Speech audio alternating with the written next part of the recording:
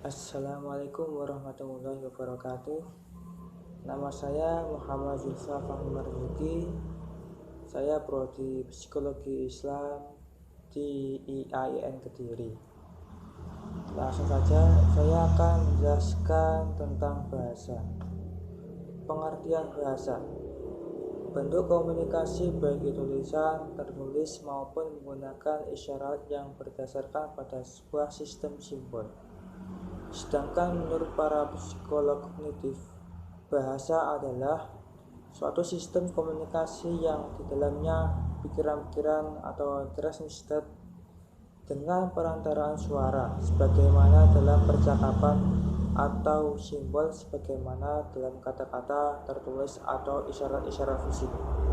Jadi bahasa itu adalah alat komunikasi yang berupa ucapan, tulisan atau simbol seperti mimik wajah atau gerakan tubuh seperti tangan.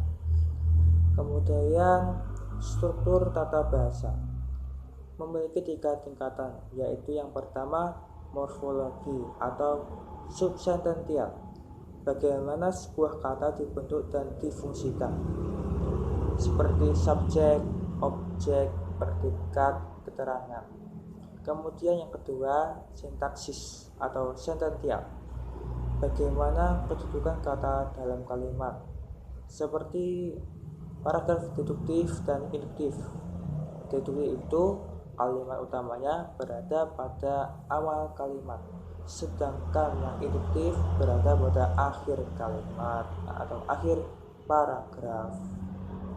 Kemudian yang ketiga, wacana atau suprasentensial, bagaimana menampilkan bentuk kata dalam sebuah wacana yang sesuai, seperti membuat karya sastra, yaitu puisi atau pantun, cerpen juga bisa digunakan di berita-berita juga bisa.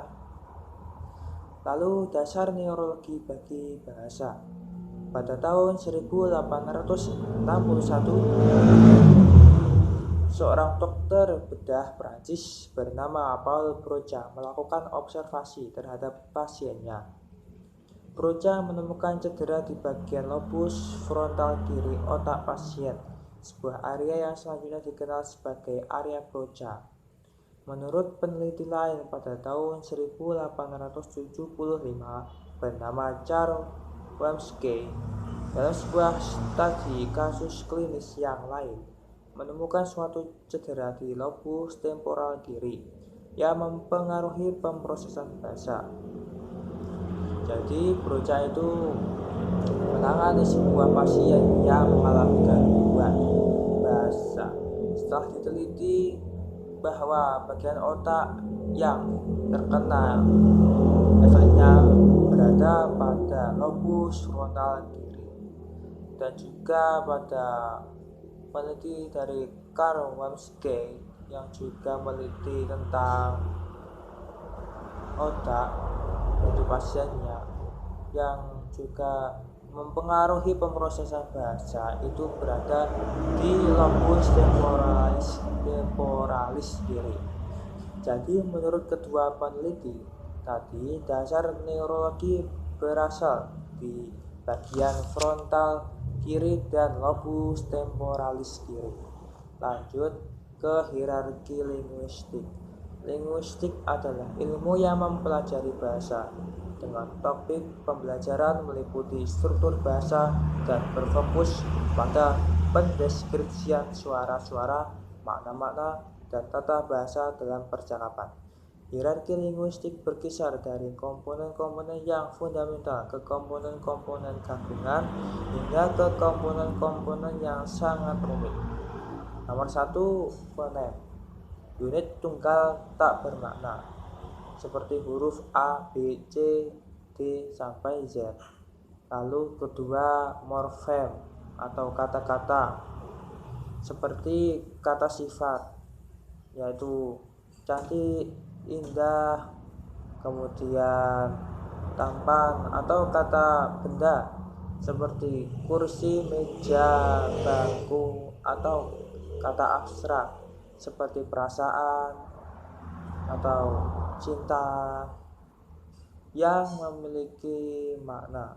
Kemudian yang ketiga, morfologi, yaitu studi mengenal struktur kata-kata, yaitu belajar tentang kata-kata, yaitu maksudnya pada kata itu tidak boleh terdapat huruf mati yang sangat banyak seperti JKL pada satu kata, itu tidak bisa, tidak boleh.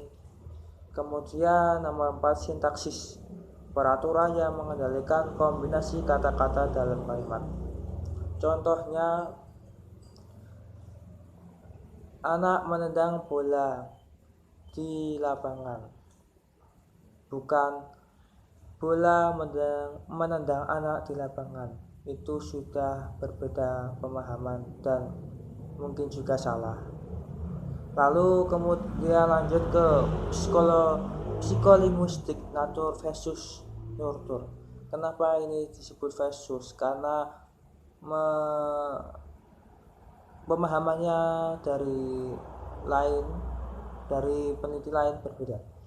Ia menggagas bahwa komponen yang paling penting dari bahasa bersifat bawaan, natur, yaitu Chomsky, dan yang menggagas bersifat pembelajaran, nurtur, yaitu Skinner. Sedangkan behavioris menggagas bersifat penguatan atau reinforcement.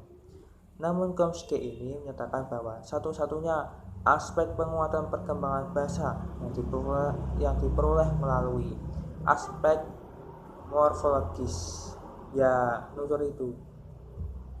Sebagai contoh yang dilakukan oleh peneliti Chomsky ini, saat ditunjukkan gambar apel, seorang anak belajar mengucapkan kata apel. Anak tersebut mendapatkan penguatan berupa persetujuan orang tuanya. Chomsky menyatakan bahwa penguatan semata tidak dapat menjelaskan bagaimana seorang anak mampu menghasilkan sebuah kalimat yang memiliki tata bahasa yang sempurna, sedangkan anak itu belum pernah mendengar kalimat tersebut sebelumnya. Jadi, Chomsky menawarkan kecenderungan bawaan terhadap bahasa. Kemudian, hipotesis relativitas linguistik. Hipotesis relativitas linguistik atau hipotesis Work, yaitu gagasan yang menyatakan bahwa bahasa kita mempengaruhi persepsi dan konseptualisasi realita. Work menyimpulkan bahwa suatu benda dipresentasikan oleh suatu kata akan dipahami secara berbeda oleh orang-orang yang memiliki bahasa yang berbeda. Dan penyebab perbedaan cara pandang terhadap realita itu tak lain adalah hakikat bahasa itu sendiri. Jadi wajar setiap orang memiliki cara pandang yang berbeda karena kata-kata yang dia gunakan itu juga berbeda. Lanjut ke bahasa dan neurologi.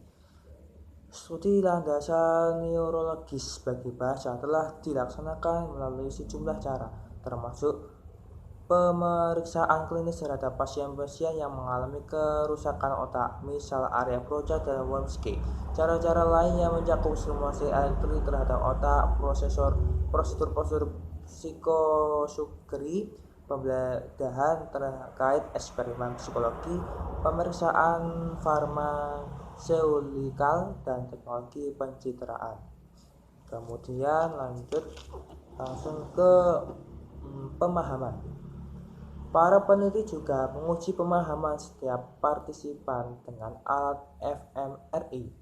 Intensitas pemrosesan di area Wormski dan area Broca akan meningkatkan seiring meningkatnya kerumitan kalimat. Sudah, itu saja dari saya. Bila ada kurang lebihnya mohon maaf. Wassalamualaikum warahmatullahi wabarakatuh.